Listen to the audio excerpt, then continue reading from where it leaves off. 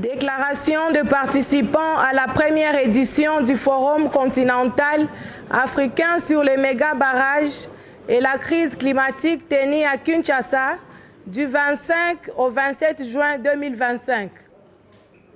Nous sommes des mouvements sociaux, de membres des communautés locales et peuples autochtones pygmées, organisations de la société civile, pêcheurs, paysans, juristes, universitaires, experts, travailleurs et autres, venus des différentes provinces de la République démocratique du Congo, Congo central, Haut-Katanga, Lualaba, Sud-Kivu et Kinshasa, ainsi que de plusieurs pays d'Afrique, dont le Kenya, la Guinée, le Ghana, le Togo, le Nigeria, la Côte d'Ivoire, le Mozambique, le Cameroun, le Nigeria, l'Ouganda, le Sénégal, l'Afrique du Sud, le Madagascar, la Namibie et l'Amérique latine, dont le Brésil et le Cuba. Nous nous sommes réunis lors de la première édition de la rencontre intercontinentale sur les méga-barrages et la crise climatique, tenue à Kinshasa du 25 au 27 juin 2025, organisée par la coalition des organisations de la société civile pour le suivi des réformes et de l'action publique, justice ambientale, Mar, International River.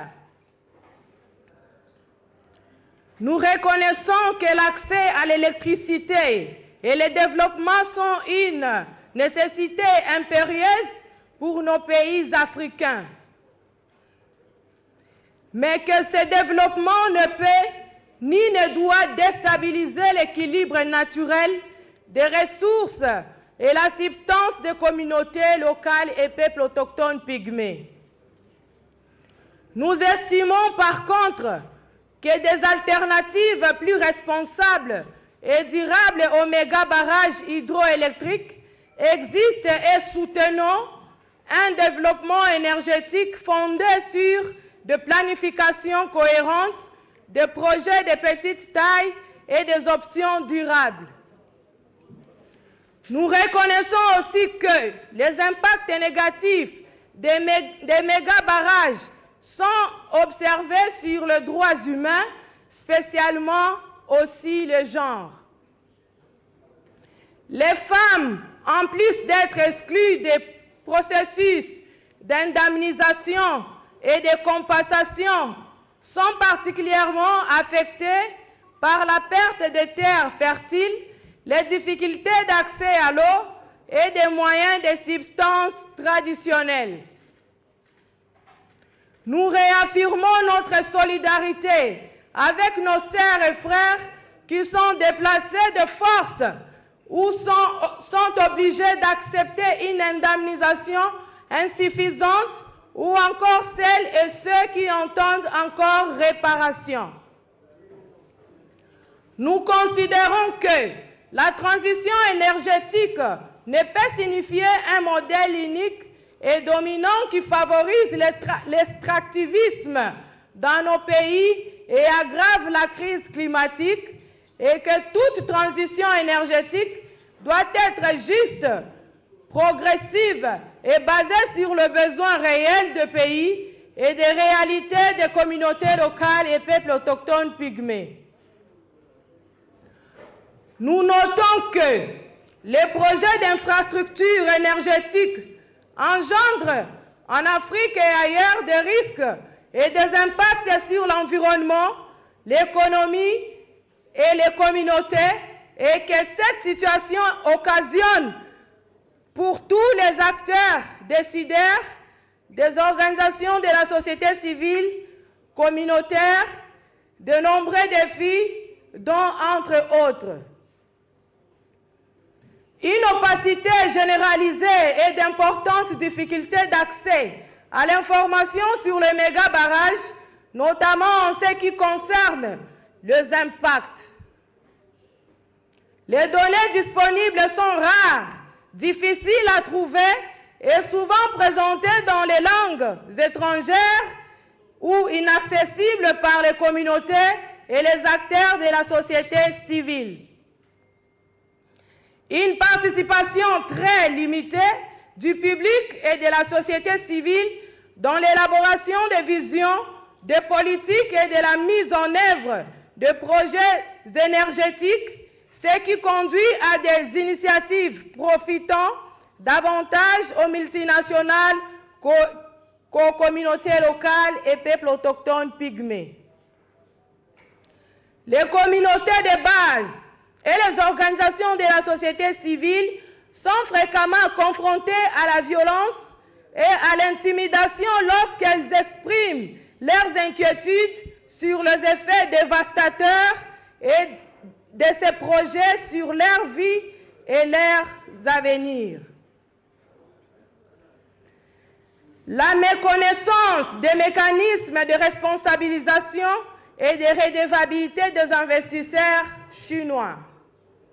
L'insuffisance des capacités stratégiques, méthodologiques, techniques et financières de plaidoyer des sociétés civiles et des communautés impactées par les barrages.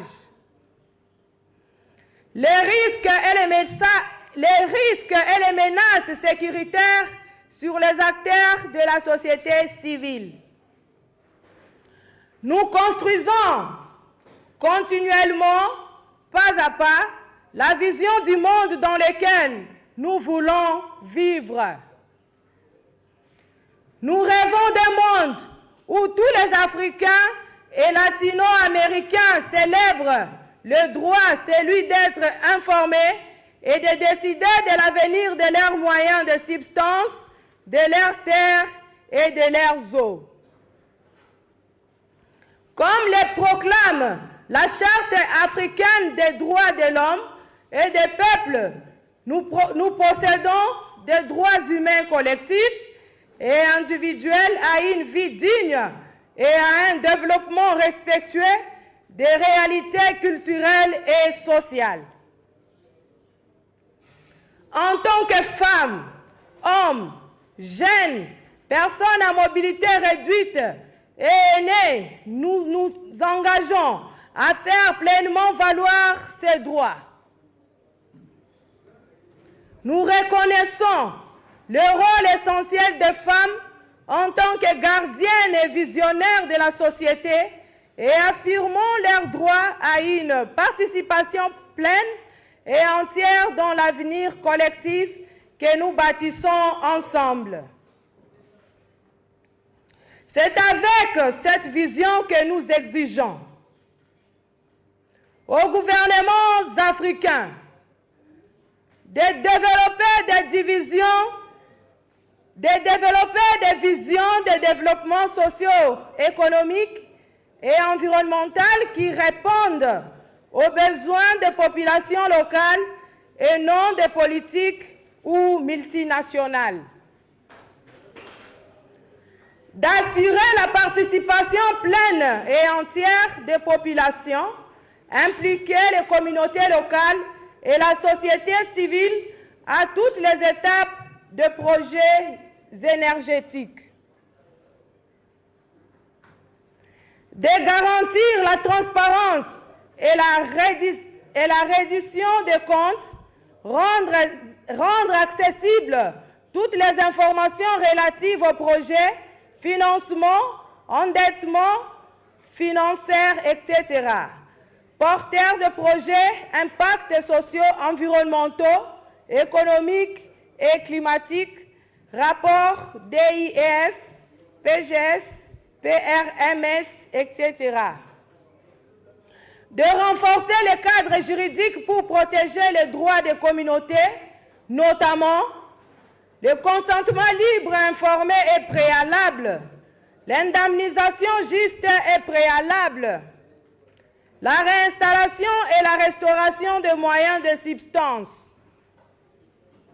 d'appliquer une justice réparatrice et prévoir des réparations pour les communautés aux droits historiquement violés lors du développement de projets de méga-barrages.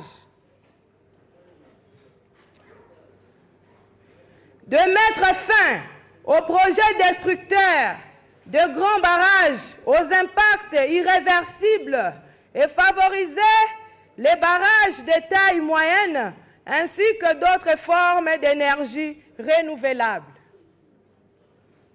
De promouvoir l'accès décentralisé aux énergies renouvelables, solaires, éoliens, hydrauliques, pour un développement local juste et une lutte efficace contre les changements climatiques.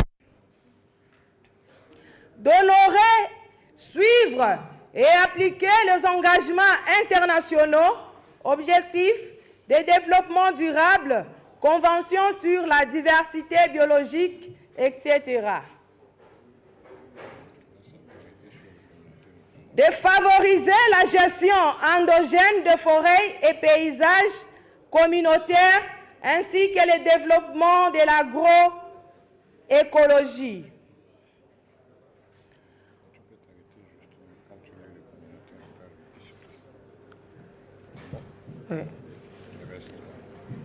Aux communautés locales, ne pas avoir peur de défendre les droits et de faire entendre leur voix, les esprits des ancêtres et la force des générations futures vous accompagnent. Renforcer les capacités sur tous les sujets liés aux méga-barrages, droits, impact, risques et alternatives aux grands barrages. Alerter les organisations de la société civile dès que possible sur le projet des méga-barrages dans leur territoire. Elles sont là pour vous accompagner. Favoriser la cohésion locale et construire des alliances et réseaux communautaires. Renforcer la participation des femmes à tous les niveaux. Envisager et saisir les mécanismes de redevabilité des institutions financières internationales comme voie de recours pour faire valoir leurs droits. Mettre en place de mécanismes inclusifs de concertation locale dès les premières phases de projet. Fait à Kinshasa le 27 juin 2025, le participant à l'atelier continental africain sur les méga-barrages et la crise climatique. Je dis et je vous remercie.